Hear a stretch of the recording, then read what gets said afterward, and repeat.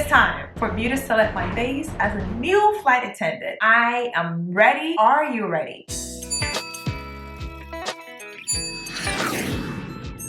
Welcome back to my next location. My name is Priscilla. If you've been watching my channel, you know that I am here for that new flight attendant who just applied to become a flight attendant. I am here for that person who is thinking of becoming a flight attendant. I am here for that person who hit that submit button and committed to becoming a flight attendant. Time is near and my base selection process has just begun and I'm super excited, and I am here to share with you guys in real time my experience, what I'm going through, steps I'm having to take just to get to the point of becoming or earning my wings, completing training, graduating, blah, blah, blah, all that good stuff. But I digress. Today's video especially is about me going through the base selection process. So if you've watched previous videos, you would know that I got an email, I got a training date assigned, and then in that training date assignment confirmation email, it stated when I would get an email to attend to do my base selection. So the whole base selection process occurs with the airline in particular that I apply to,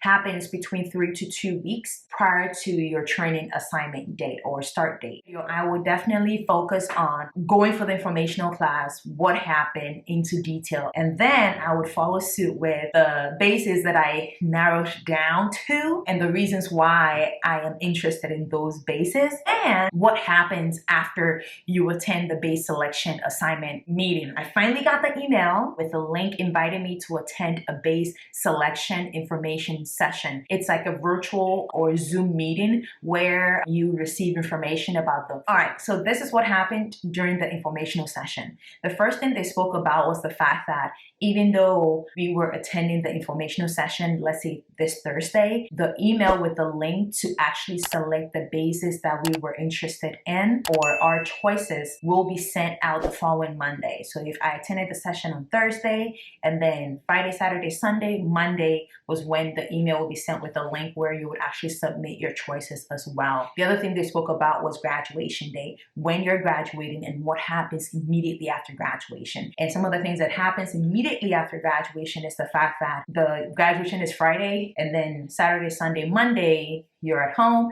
and then Tuesday you go to the base that you've been awarded for your base orientation. So let's say you live in New York and then you get awarded the Salt Lake City base. It means on Tuesday you have to be at Salt Lake City for your base orientation. That's basically the reality of it. The other thing that was mentioned during that session was that with regards to base transfers and when you can do it. Honestly, based on the information that was shared during the breakout session, you can actually request for a base transfer at any point in time. However, the reality is that you should expect to be committed and to stay at your initial base assignment for 6 to 7 months. Nobody's saying it's impossible to get a base transfer 3 months after you start flying or 2 months after you start flying. However, just make up your mind that, hey, I'm going to have to be at this base for 6 to 7 months. That's the reality of it. And then the other thing that they talked about was reserve or on-call days, which linked directly to commuting as well. How vital and important it is and how it might make commuting very difficult or will require a lot more strategy in terms of when it comes to commuting. The other thing that they did advise was that as a new flight attendant, the reality is that if you do want to commute, it will be difficult for you because you are new. That's something to keep in mind as well. Moving on, they did announce the bases that were available for our class. First of all, the airline in question that I applied to has about 13 bases, I believe. However, at the time of going for your training or when base selection opens for your class, all 13 bases might not be open for assignment. So the bases that were open for our classes to select from was Boston, Detroit, Minneapolis, New York City, Seattle, and Salt Lake City. So we had 6 bases that were open for us to choose from. The other thing that was added was that although there are 6 options for us to select from, we were only limited to choosing 3 choices. Your first choice being obviously what you would want above anything else. And then your second choice is what you would want if you don't get your first choice. And then the third option is what you would get if you don't get your first and second option. One thing they also emphasized was the fact that it was seniority based.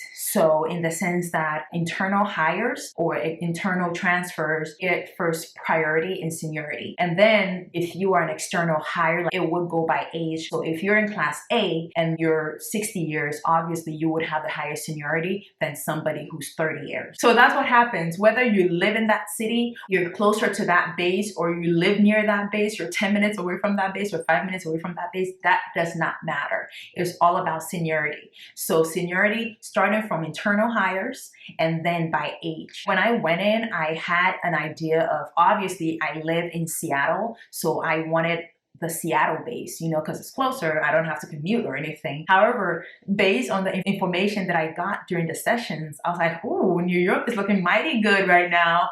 And then Minneapolis is also looking really good. But that's the whole point, because sometimes people might have their mind set on just one base. This is the base that I want, and thereby foregoing the others right out the door. But sometimes the base you want might not necessarily be the best base for you. There were breakout sessions where they had individuals from the 6 bases that I listed that will share with you information about the base. So things like the flight attendants at that base, the amount of flights they get at that base, the percentage in terms of, let's say, how many international flights you could work, and then how many domestic flights you could do per day, how many flights you can work per day, and stuff like that in terms of percentages. And for me, the 2 bases that had the highest international flights, I think it was New York and Minneapolis. And I was like, oh my God, this just became mighty hard. The other thing they shared were like standard of living, like how much rent was, transportation, history about the place. If they're known for something, they would share it and stuff like that. You're gonna get a good amount of information that can inform your decision as well. One thing I will add is that also do your own research as well. And then ask yourself, hey, if I get assigned this base and I have to commute, how feasible would it be? For me, right when I got my training date assigned, I listed all the bases that the airline company had. And then I literally went on Google and figured out what the flight time was from my location.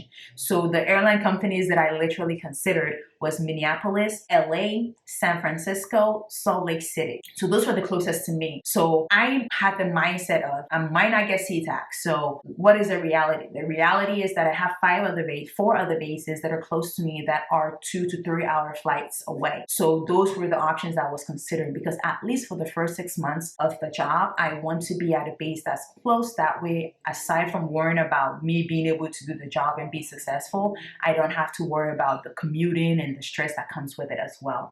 Like I said, we are limited to 3 options. So these were my first, second, and third choices with regards to the bases with the airline that I applied to. First one was SeaTac, second was New York City, and third was Minneapolis. The reason why I chose SeaTac as my first choice is because I live in Seattle. The airport is like 20-30 minutes away from where I live. So it makes sense as a new flight attendant to want to stay close to home. My second choice, which was New York City. I noticed that in terms of work and flights and access to other flight attendants and the international destinations that the bases had, and then also the amount of international flying that the base had, New York was the best option. Honestly, if I had only one choice to make and transportation or commuting was not a factor for me or not an issue for me, New York would be my first choice, even though I don't live there. I also consider the support base that I had in that area, knowing that I know people that live close to New York City. The reason that I chose Minneapolis as well is that I think they were the second base in the list that we got that has the next highest international flying. The other reason is that I know someone there, so I have a support base there as well. And then it's just 3 hours away from me. Assuming no one ever gets their first choice,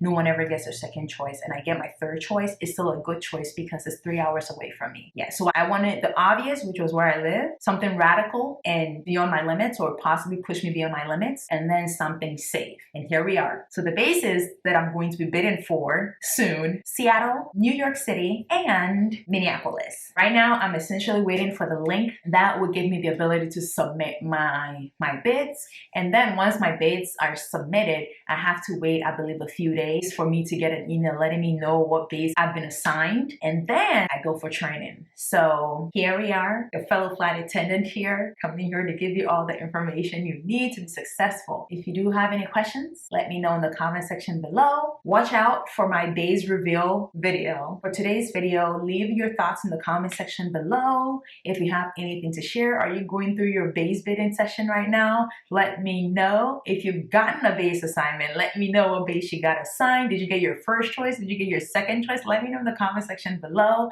Give the video a thumbs up. Let YouTube know you like the content I'm sharing, and support me by subscribing. Yes, it is free. Support me by hitting that subscribe button and hit the bell next to it. That way, whenever I post a video, you get the notification immediately. Thank you for watching, and I will see you in my next one. Bye-bye.